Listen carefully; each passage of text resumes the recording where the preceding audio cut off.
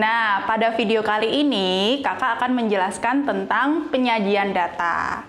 Nah, sebelum kita belajar bagaimana cara menyajikan suatu data, kita harus tahu dulu apa sih data itu. Jadi, data adalah kumpulan angka atau fakta yang diperoleh dari hasil pengamatan. Contohnya, data ukuran sepatu siswa kelas 5. Jadi, data tersebut berisi angka yang menunjukkan ukuran sepatu dari siswa kelas 5. Contoh yang berikutnya, data nilai dari siswa kelas 6. Jadi, data tersebut berisi angka-angka yang menunjukkan nilai dari siswa kelas 6. Nah, bagaimana sih cara menyajikan suatu data? Data dapat disajikan dengan berbagai cara. Contohnya, dalam bentuk tabel, kemudian dalam bentuk diagram batang, bisa juga dalam bentuk diagram garis, dengan piktogram. Piktogram itu apa? Piktogram adalah diagram gambar. Kemudian bisa juga disajikan dalam bentuk diagram lingkaran. Nah, kali ini kakak punya suatu data. Data apa ya? Jadi, ini adalah data nilai matematika siswa study house. Nah, kakak bacakan ya data nilainya. Ada yang dapat nilai 8, 7, 9, 10, nilai sempurna, 9, 10, 8, 10, dan 9. Nah, untuk yang pertama, kita akan menyajikan data dalam bentuk tabel. Nah, bagaimana sih cara menyajikan data dalam bentuk tabel? Yang pertama-tama kalian harus lakukan adalah membuat judulnya. Nah, judulnya ini harus mencerminkan isi dari tabel tersebut. Kira-kira judul yang cocok untuk data ini apa ya? Ya, kalian benar. Jadi, judul yang cocok adalah tabel nilai matematika siswa study house. Kakak tulis ya. Nah, setelah kalian membuat judul, langkah berikutnya yaitu membuat tabelnya. Untuk tabelnya, di sini kakak membuat 3 kolom. Kolom yang pertama berisi nomor, kemudian kolom berikutnya berisi nilai, dan kolom yang ketiga adalah banyaknya data.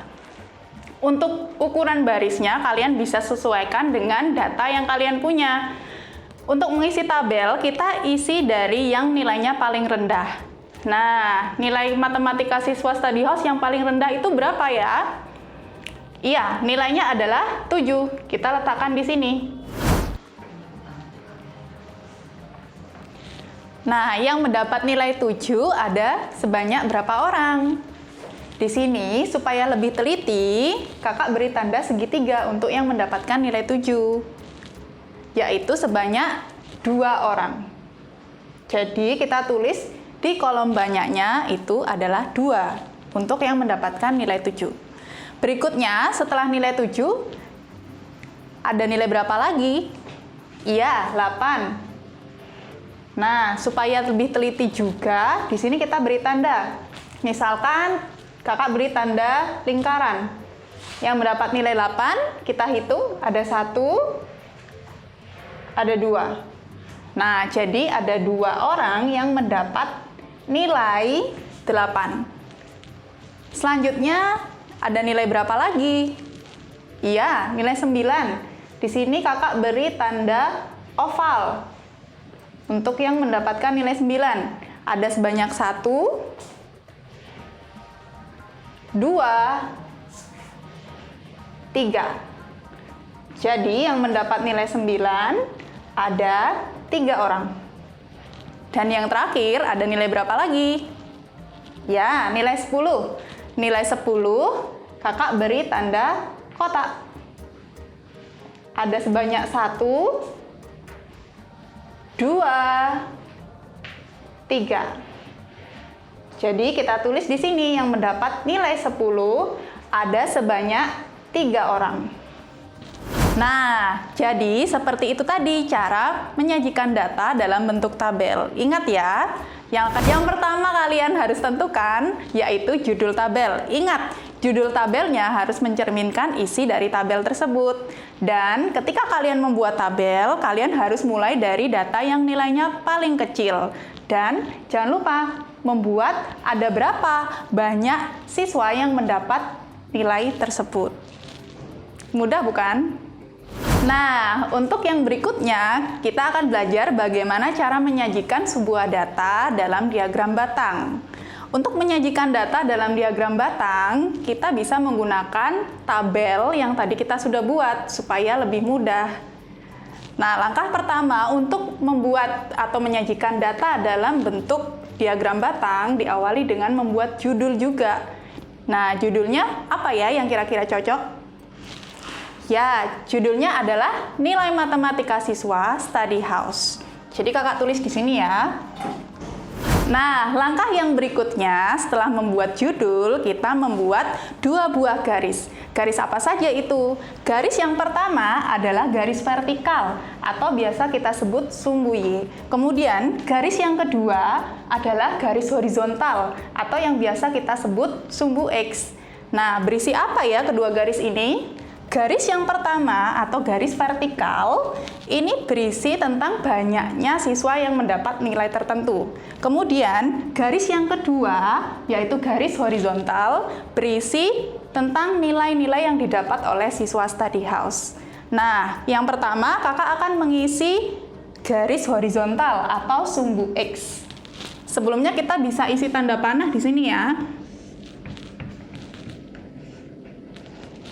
Nah, sekarang kakak akan mengisi sumbu X atau garis horizontal dengan nilai siswa. Nilai siswanya ada berapa saja? Ada 7, ada 8, ada 9, dan ada 10. Jadi kita buat di sini 7, 8, 9, 10. Kemudian kita isi garis yang vertikal. Garis vertikal ini diisi dengan banyaknya siswa. Banyaknya siswa ada angka berapa saja? Hanya ada angka 2 dan angka 3. Jadi kita tulis di sini angka 2, kemudian angka 3. Nah, langkah yang berikutnya kita buat batangnya. Batangnya ini akan mencerminkan nilai dari setiap siswa. Keliru. Nah, gimana Kak? Apa nyoba dhisik ta? Lagi tinggal ini doang. Nah, langkah berikutnya adalah membuat batangnya ya. Nah, untuk membuat batangnya kita perhatikan nilainya masing-masing. Misalkan nilai 7. Nilai 7 didapat oleh berapa siswa? Ya, nilai 7 didapat oleh 2 siswa. Berarti kita membuat sebuah batang yang tingginya sesuai dengan angka 2 di garis vertikal ini ya. Seperti ini. Jadi bentuknya seperti persegi panjang. Kemudian untuk nilai 8 didapat oleh berapa anak? Ya, didapat oleh 2 anak. Berarti kita membuat lagi sebuah persegi panjang yang tingginya sama dengan angka 2 pada garis vertikal. Kita lanjut ke nilai berikutnya, nilai 9. Nilai 9 didapatkan oleh berapa anak? Ya, nilai 9 didapat oleh 3 anak. Jadi, tingginya kita sesuaikan dengan angka 3 pada garis vertikal.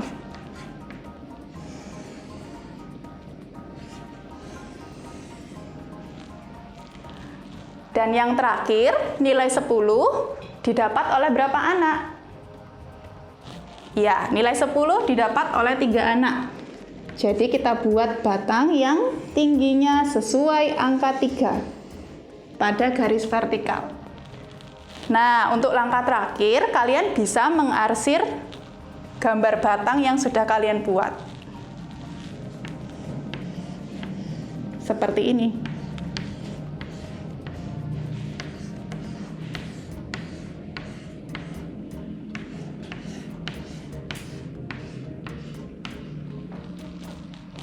Nah, seperti itulah langkah-langkah membuat diagram batang dari suatu data. Jadi, langkah yang pertama, jangan lupa kalian harus membuat judulnya. Judulnya harus mencerminkan isi dari diagram tersebut. Kemudian, langkah berikutnya kalian membuat 2 buah garis. Garis apa saja itu? Yang pertama, garis vertikal yang menunjukkan ada berapa banyak data tersebut. Kemudian, garis horizontal. Garis horizontal menunjukkan nilai dari setiap data. Nah, langkah terakhir, kalian jangan lupa ya untuk mengisi keterangan dari setiap sumbu.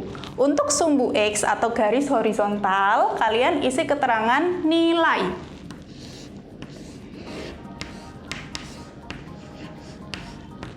Kemudian, untuk garis vertikal atau sumbu Y, kalian beri keterangan banyaknya. Nah, di sini boleh menulis secara vertikal juga ya.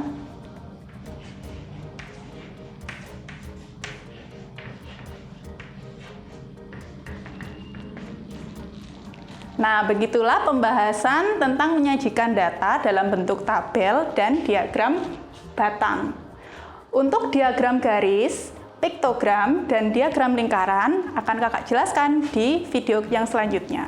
Sampai jumpa adik-adik!